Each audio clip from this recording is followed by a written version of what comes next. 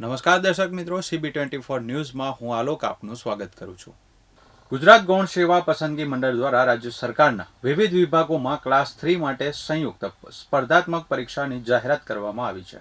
આ ભરતી પ્રક્રિયા અંતર્ગત કુલ 5370થી વધુ જગ્યાઓ ભરવામાં આવશે.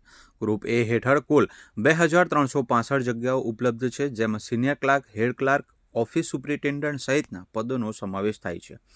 જ્યારે ગ્રુપ બી માટે 3005 જગ્યાઓ માટે ભરતી કરવામાં આવશે, જેમાં જુનિયર ક્લાર્કના પદોનો સમાવેશ થાય છે.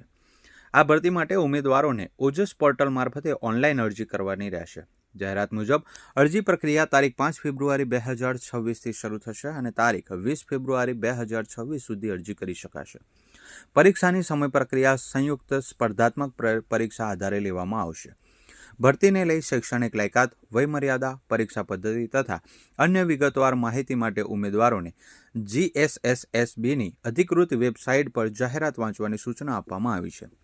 રાજ્યના યુવાઓ માટે સરકારી નોકરી મેળવવાની આ મોટી તક માનવામાં આવી રહી છે.